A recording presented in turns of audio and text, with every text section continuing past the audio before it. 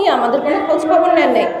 আমরা আপনাদের মাধ্যমে স্বরাষ্ট্র উপদেষ্টা মহোদয় এবং আইন উপদেষ্টা মহোদয়ের দৃষ্টি আকর্ষণ করতে চাই, কারণ ওইখানে থাকা পুলিশরা বলেছেন তারা ঊর্ধ্বতন কর্তৃপক্ষের নির্দেশনা মোতাবেক আমাদের উপরে এই অতর্কিত হামলা চালিয়েছে। এ কেমন রাষ্ট্রীয় অবিবেচক আইন ব্যবস্থা যে নিরীহ নারীদেরকে পুলিশ, নিরস্ত্র নারীদেরকে পুলিশ দিয়ে বিদায় করতে হয়, আর যে নারী মহিলা শিশু বিষয়ক মন্ত্রণালয় নারীদের জন্য কর্মসংস্থানের ব্যবস্থা করতে পারবে না, অভিজ্ঞ নারীদেরকে বিদায় করে বাণিজ্যের চিন্তা করতে হবে, এমন মহিলা শিশু বিষয়ক মন্ত্রণালয় না থাকলেই কি আসে যায়।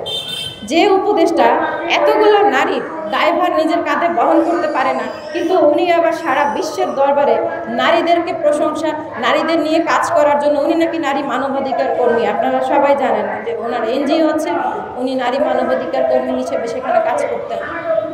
বিশ্বের দরবারে ওনার পরিচয়, আমাদের প্রধান উপদেষ্টা মহোদয়ের বিশ্বের দরবারে পরিচয় নারীদেরকে প্রতিষ্ঠা করার জন্য গ্রামীণ ব্যাংক থেকে আপনারা জানেন সহজ শর্তে নারীদেরকে ঋণ দেওয়া হয়। কেন দেওয়া হয়?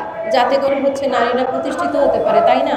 সেখানে ওনারা এতদিনের দক্ষ নারীগুলোকে ধরে বেকার করবে, আবার এটা তো কোনো ব্যাখ্যা হতে পারে না। দলীয় ট্যাগ লাগিয়ে গত 15-20 বছর ধরে বাংলাদেশে যত প্রকল্প এসেছে, যত পার্মানেন্ট দপ্তরে চাকরি হয়েছে, ওনারা সবাই কি দলীয়? তাহলে ওনারা সবাই কি আওয়ামী লীগের সম্পদ?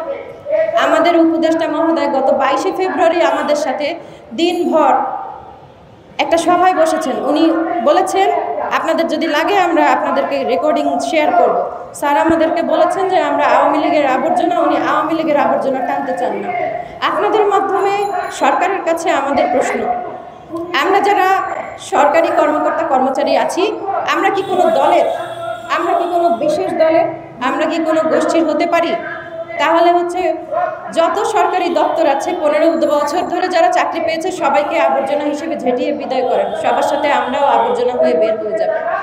আমাদের উপদেষ্টা মহোদয় ওনার পাশে বসে যে সচিব স্যারকে নিয়ে অফিস করেন প্রতিদিন, আপনারা জানেন যে এনসিপি পার্টি থেকে 95 জন সচিবের লিস্ট দেওয়া হয়েছে যারা হচ্ছে আওয়ামী লীগের দোসর। এনসিপি কমিটির, এনসিপি পার্টি অনুযায়ী, সেই জুলাই মঞ্চের সিদ্ধান্ত অনুযায়ী 95 জন আওয়ামী লীগের দোসর সচিব, বিভিন্ন উচ্চতর পর্যায়ের কর্মকর্তা এখনো পর্যন্ত প্রশাসনের সাথে, সচিবালয়ের সাথে জড়িত আছে। তাহলে তার ভিতরে 3 জন আমাদের মন্ত্রণালয়ের, এক হচ্ছে আমাদের বর্তমান সচিব স্যার, সিনিয়র সচিব মমতাজ বেগম, 2 হচ্ছেন আমাদের সাবেক সচিব নাজমা মোবারক, 3 হচ্ছে আমাদের ডিজি মহোদয় কেয়া স্যার। তাহলে ওনারা কেউ আওয়ামী লীগের দোসর হলো না, শুধুমাত্র অফিস আদেশ পালন করে আমরা আওয়ামী লীগের দোসর হয়ে গেলাম। এ কেমন মন্তব্য?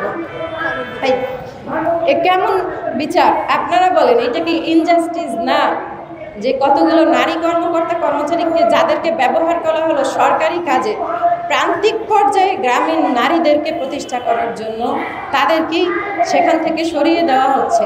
আমরা এর প্রতিকার চাই।